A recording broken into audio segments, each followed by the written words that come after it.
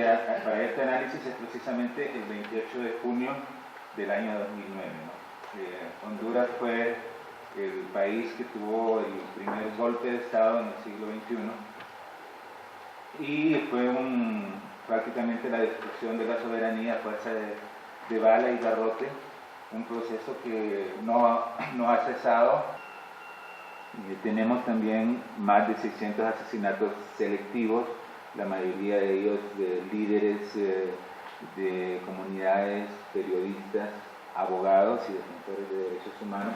En el caso de la minería se aprobó una ley el 23 de enero de este año donde señalan otras cosas estos puntos.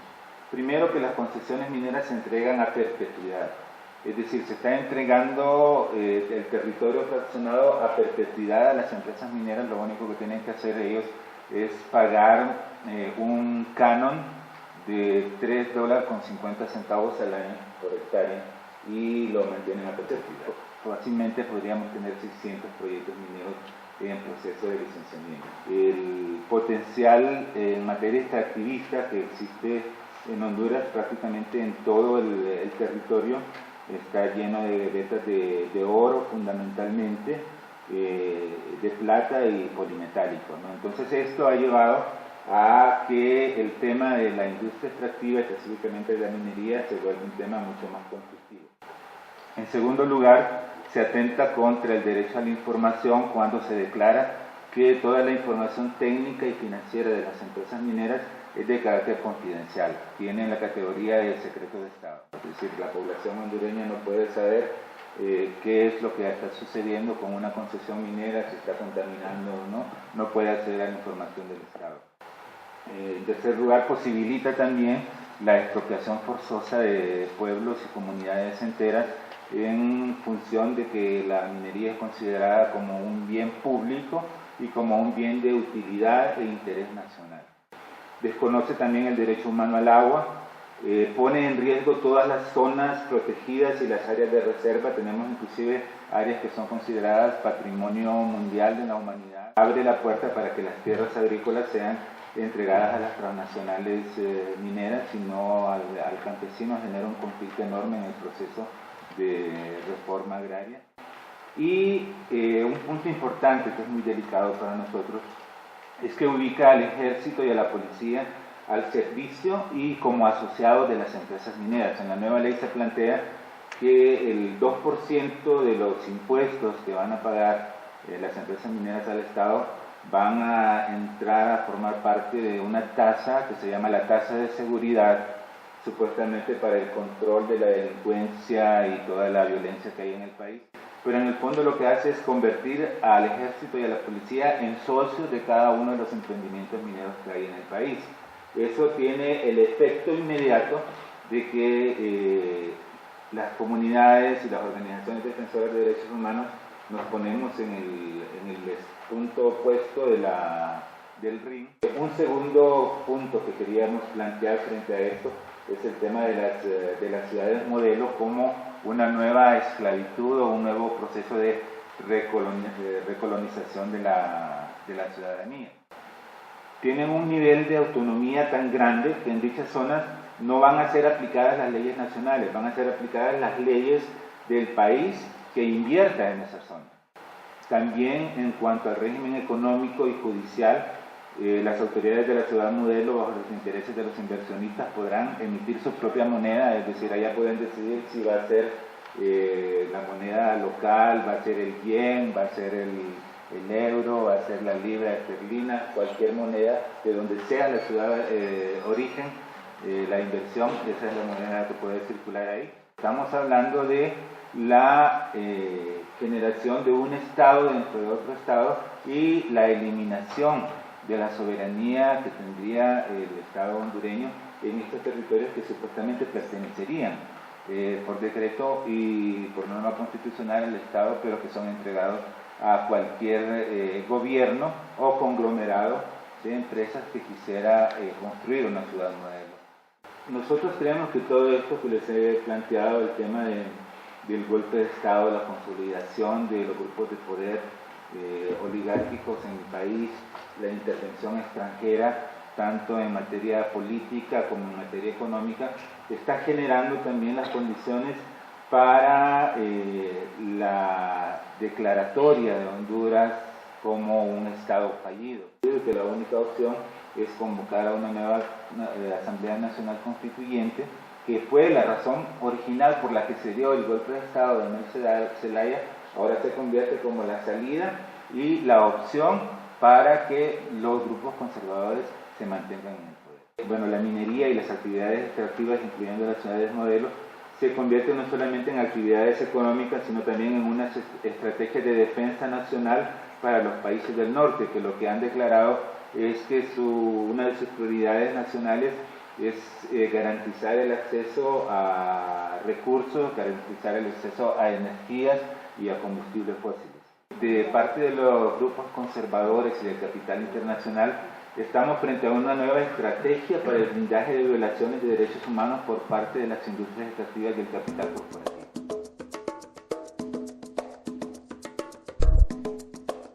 En la dictadura, a diferencia de otros países de la región, junto con ser una cruenta noche que le tocó vivir al pueblo chileno, con muchos muertos, desaparecidos, torturados, encarcelados, esta dictadura con sectores de la derecha más recalcitrante de nuestro país, se generó una refundación del país que fue plasmada en una constitución el año 80 y que luego también generó una serie de instrumentos de leyes, entre ellas una nueva ley de concesión minera y un código minero, un nuevo código de aguas que senta las bases para el proceso de privatización, tanto de la minería como también de otros bienes comunes que ocurren o se profundizan fundamentalmente a partir del año 90, ¿ya? Cuando ya se ha iniciado la transición a la democracia en nuestro país. Se ha entregado una gran cantidad de concesiones a empresas privadas, fundamentalmente a empresas transnacionales, que hoy día, concentradas sobre todo de Santiago al norte de Chile, representan aproximadamente el 25% de todo el territorio nacional y que en esa zona es prácticamente el 100% del territorio. Hoy día tenemos yacimientos mineros por sobre los 4.000, incluso llegando a los 5.000 metros de altura, cuestión que no habíamos visto nunca en nuestro país, y localizándose en zonas que son extremadamente frágiles para la vida de muchos asentamientos humanos que se han localizado en los que nosotros denominamos los valles transversales, con un impacto ambiental, impacto a las fuentes de agua, que tienen a muchas zonas del norte de Chile hoy día en situaciones de colapso, en situaciones donde incluso se está poniendo en riesgo la vida de mucha gente, porque hay ciudades como la ciudad de Copiapó, que es la capital de la región de Atacama, que está previsto que al ritmo de explotación del agua actualmente se quedaría sin agua para consumo humano dentro de los próximos 3 años. En Chile, a pesar de la relevancia que tiene la actividad minera, la minería solo representa el 0,96% de todo el empleo nacional, ¿ya? Y esto por las estadísticas oficiales de los organismos del Estado que regulan la actividad minera. Ahora, en ese contexto se da la situación del proyecto Pascualana. Es lo que las compañías mineras llaman los distritos mineros. Ellos descubrieron que en la frontera entre Chile y Argentina, en la región de Atacama en particular, existiría un gran distrito minero con muchos yacimientos de oro, plata y cobre fundamentalmente. Y allí la empresa que interviene fundamentalmente es la Barrick Gold, que es una empresa canadiense, que es la principal productora de oro a nivel internacional, que tiene aproximadamente 30 yacimientos en explotación en todo el mundo. Para poder llevar adelante este proyecto, ellos le proponen, incluso la historia dice que ellos mismos escribieron este tratado minero que el año 97 fue firmado por ambos gobiernos y que fue ratificado el año 2001 por los parlamentos de ambos países, que crea el Tratado de Cooperación y de Integración Minera entre Chile y Argentina. Esto se ha denominado la creación de un tercer país, un territorio gobernado por las empresas. Se crea una comisión administradora binacional, que es la que entrega los protocolos específicos para que se desarrollen los proyectos y Pascualama específicamente es el primer proyecto dentro de otros 5 que ya están también bajo el alero de este tratado. El proyecto Pascualama como tal existe desde el año 2000. En ese momento se conoce un estudio de impacto ambiental que presenta la empresa al sistema de evaluación de impacto ambiental chileno, y que cuando la gente incluso lo estaba viendo como una expectativa positiva de que iba a traer empleo y otros beneficios para la comunidad, se dan cuenta que la empresa había ocultado información, que en la presentación de sus antecedentes no había declarado que en la zona del yacimiento existían glaciares. El gobierno en ese momento negocia con la empresa y aprueba el proyecto diciendo que van a hacer un plan de manejo de glaciares. Con la oposición de la comunidad, desde ese momento en adelante se quiebra cualquier nivel de confianza que existiera entre la comunidad y la empresa y se declara un conflicto que se da hasta el día de hoy, donde ha transitado por distintas etapas el plan de manejo de glaciares que presenta la empresa en un nuevo estudio de impacto ambiental el año 2005, constituye un insulto a la inteligencia de la comunidad porque ellos estaban planteando trasladar estos glaciares. Entonces, una de las características de este conflicto en la relación comunidad-empresa ha sido que Barrick permanentemente ha engañado y ha mentido a la comunidad. Hoy día, Pascualama, a pesar de todo el apoyo político de los distintos gobiernos, a pesar de toda la estrategia de intervención que ha desarrollado la empresa Barrick al interior de la comunidad y del territorio donde está localizado el proyecto Pascualama, están abiertas una cantidad de acciones, tanto administrativas como judiciales, que tienen paralizado este proyecto y también las organizaciones, la comunidad ha iniciado unas nuevas acciones para que se logre la anulación definitiva de la resolución de calificación ambiental y que ponga freno completamente al proyecto. Se han iniciado nuevas acciones que buscan la reparación ambiental de la destrucción de los glaciares y la contaminación de las aguas del proyecto. Las acciones de Barrick han venido cayendo de manera estrepitosa los últimos meses. Esto ha significado que tengan que cambiar los altos ejecutivos de la empresa. O sea, una resistencia local con una gran convicción, con una estrategia y una convicción que ha podido resistir a los embates de la intervención de las políticas de responsabilidad social empresarial y de intervención territorial de la empresa, pero también al apoyo que este proyecto tiene a nivel de las autoridades. Yo creo que es una muy buena experiencia que creo abre también la posibilidad de que se puedan recoger aspectos de esta resistencia, de este proceso, viendo la posibilidad de idear estrategias conjuntas en el futuro.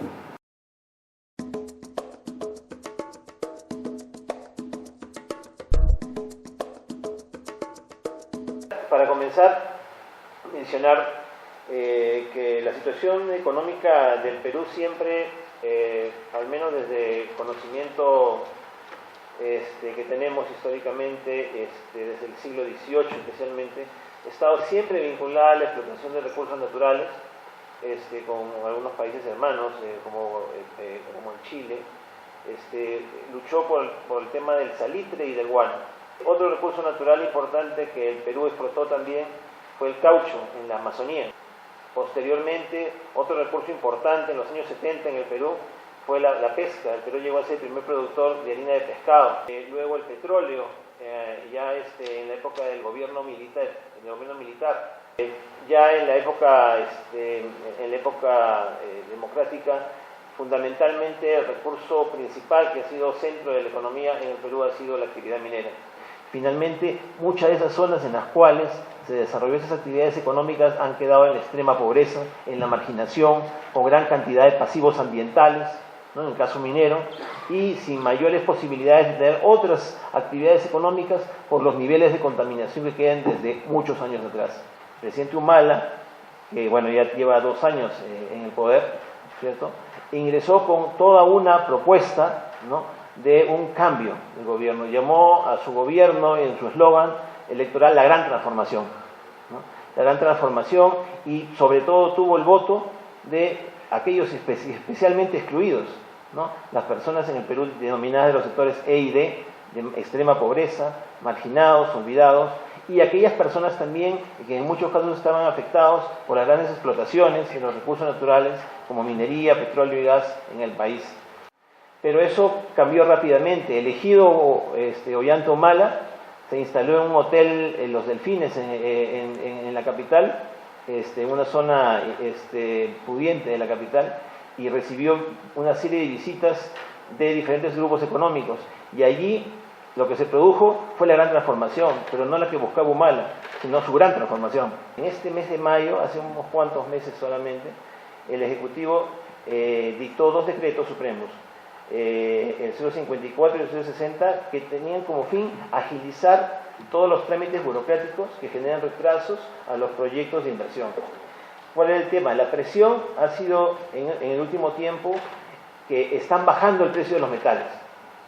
Nosotros somos dependientes de la actividad minera, ¿no es cierto? Así lo ha decidido el gobierno, ¿cierto? Están bajando el precio de los metales, hay crisis en el mundo, debemos aprovechar este momento, no podemos dejarlo pasar, ¿cierto? Y ha habido una presión tan grande ante el presidente, haciendo una campaña de una China que también está cayendo en la crisis, que nos va a dejar de comprar, porque China es un comprador importante de metales para el Perú, ¿no es cierto?, de hacer ver que la situación de la inversión se va a ir del país si es que no hay mejores marcos económicos, que se va a venir a Colombia, que se va a ir a Chile, ¿cierto? Entonces hay que aprovechar y ampliar los marcos económicos en el Perú, flexibilizarlos más aún de lo que están, imagínense, de lo que estaban hasta ahora cuando los dejó Fujimori.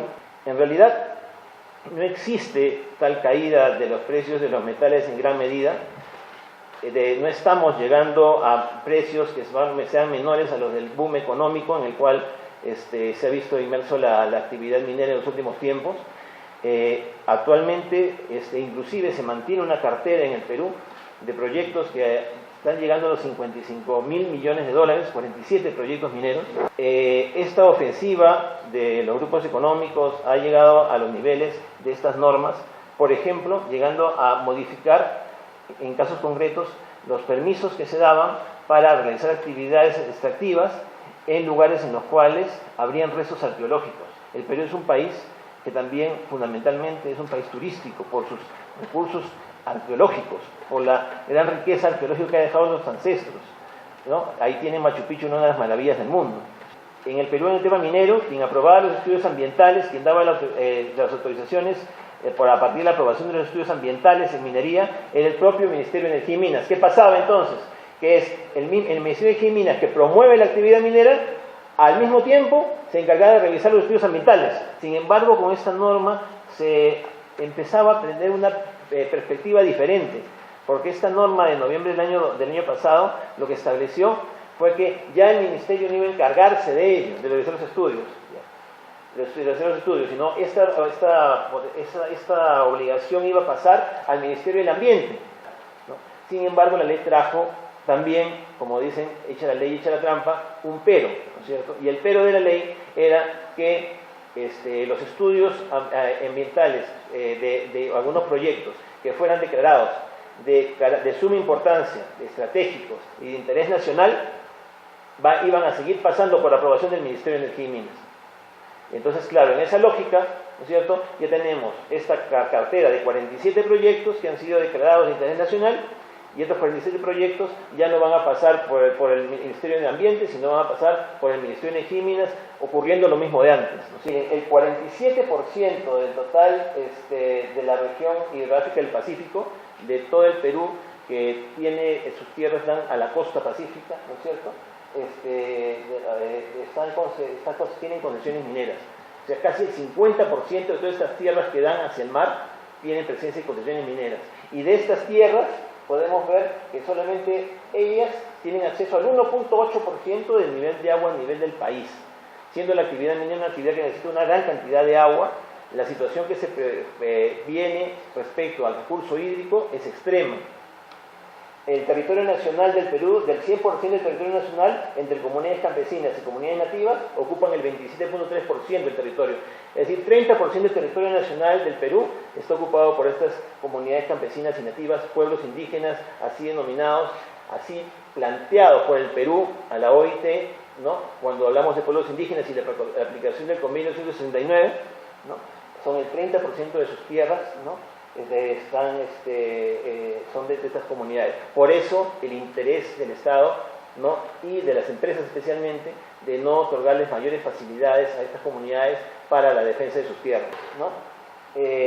Lamentablemente el gobierno ha mantenido una posición respecto a aquellos que reclaman sus derechos, aquellos que salen a las calles muchas veces de manera pacífica a reclamar sus derechos, como que están manejados por intereses particulares, por políticos, por antimineros, ¿no es cierto?, que no quieren el progreso del país, etc. También decretos, más decretos que amparan el accionar de la Policía Nacional y las Fuerzas Armadas, que van a reprimir a las poblaciones, ¿no?, y que salen decretos en los cuales se establece que en el ejercicio de sus funciones, ¿no?, si un militar o un miembro de la Policía Nacional, ¿no?, comete un delito o ejecuta, por ejemplo, ocasiona una muerte, ¿no es cierto?, impunidad.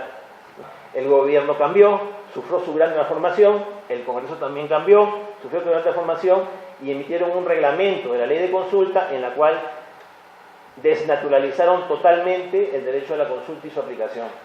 Porque ha dicho, cuando se presente cada caso en el cual haya que hacer consulta, allí veré quiénes son pueblos indígenas. No ha establecido una base de datos como tenía una obligación de ley hacerlo, ¿no?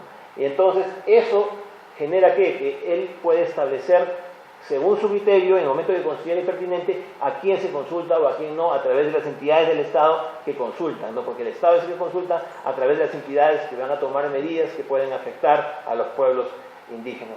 De esas 6.069 comunidades, ¿no?, se podemos sumar a ellas 1.461 comunidades nativas en la Amazonía, ¿no?, de las cuales 972 de las comunidades campesinas y 194 de las comunidades nativas todavía no tienen título de propiedad. Es decir, muchas de ellas inclusive les han otorgado título de propiedad. El presidente ha ido allá, les ha dicho, ahora tiene su tierra, tiene su título de propiedad, pero nadie se ha preocupado de inscribir su título de propiedad. Tienen un papel en la mano y no tienen registros públicos. Y el 49.63% del territorio de las comunidades, es decir, el 50% del territorio de estas comunidades, tienen también concesiones mineras en ellas. Entonces, aquí podemos ver claramente, con claridad, ¿no?, que si el 50% de estos territorios de las tierras ya tienen concesiones mineras, ¿cierto?, hay una preocupación fundamental de parte del Estado de no brindar mayores facilidades para que este derecho se respete, y más bien de brindarle mayores facilidades a las empresas para que accedan a las tierras de las comunidades.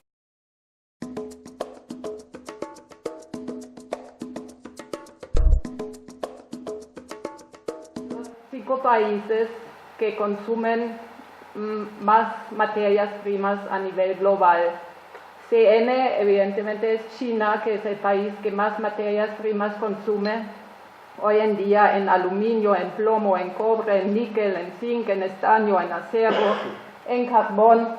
Pero uno de los países que figura aquí también es Alemania. Pero ahí figuran también otros países como Estados Unidos, la India, Japón, Corea y Rusia. Bueno, América Latina es el continente que más inversiones recibe en las exploraciones mineras. En 2011, América Latina ha recibido el 25% de todas esas inversiones.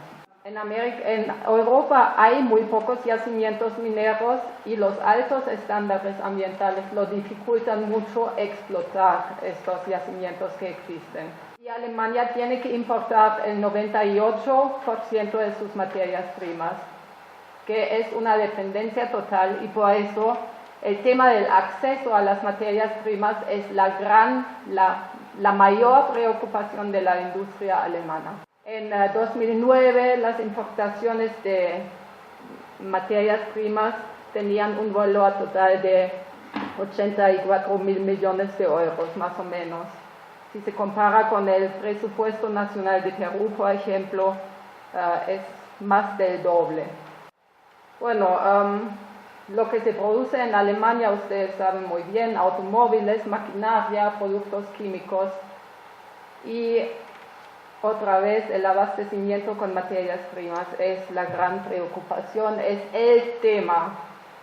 el gran tema que preocupa a la industria y es muy presente en los medios, y la política tiene que buscar respuestas para apoyar a la industria en esa preocupación.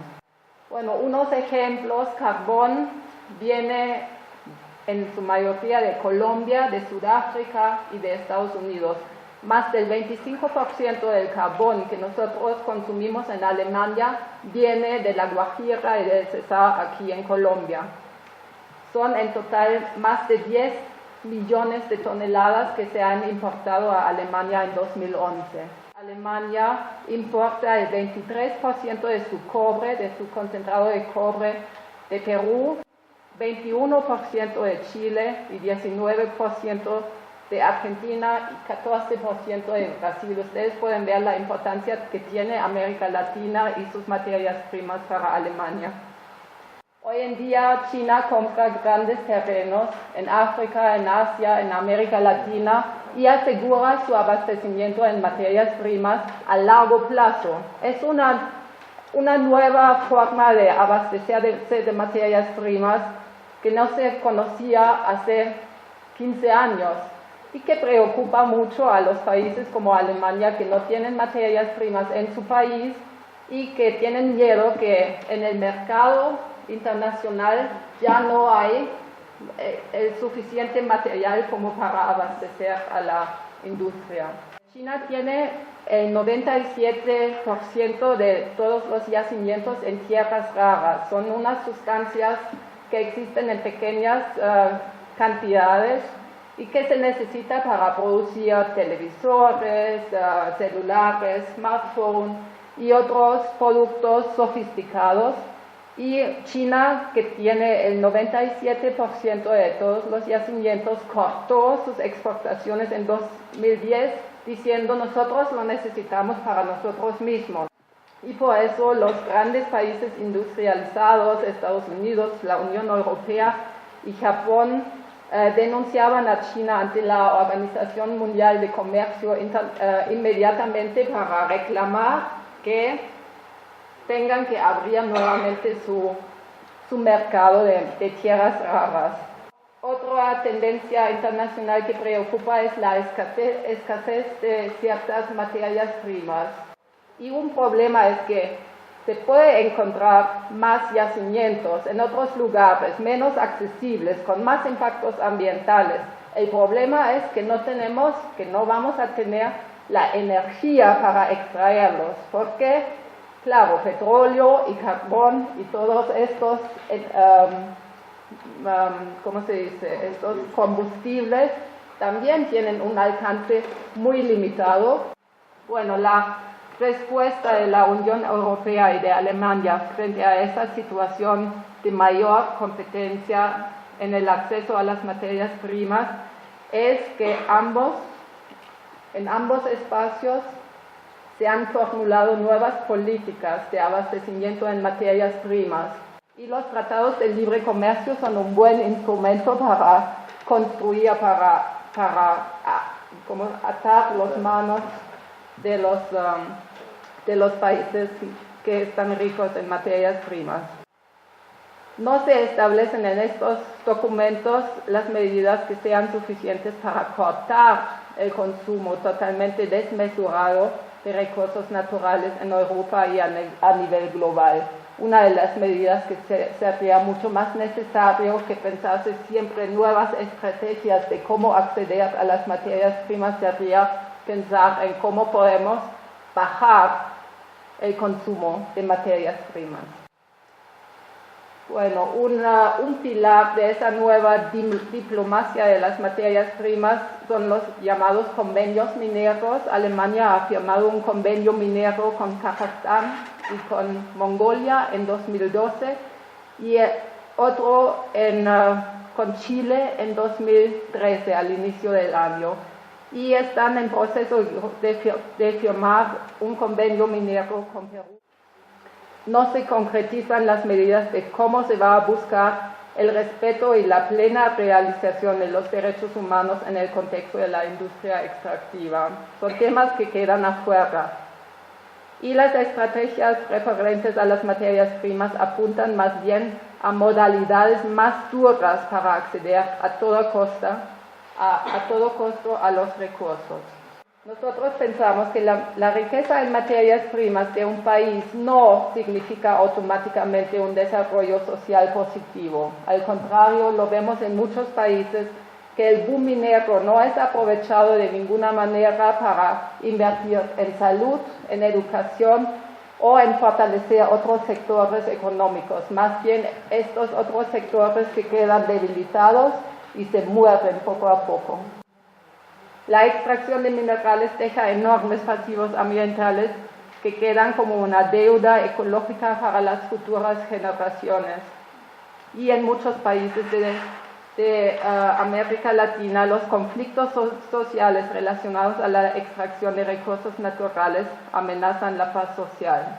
En lugar de pensar en más consumo, tenemos que poner el acento en más calidad de vida. En lugar de pensar en medidas para buscar más crecimiento económico, apuntar a más sostenibilidad y en lugar de más destrucción, procurar más preservación.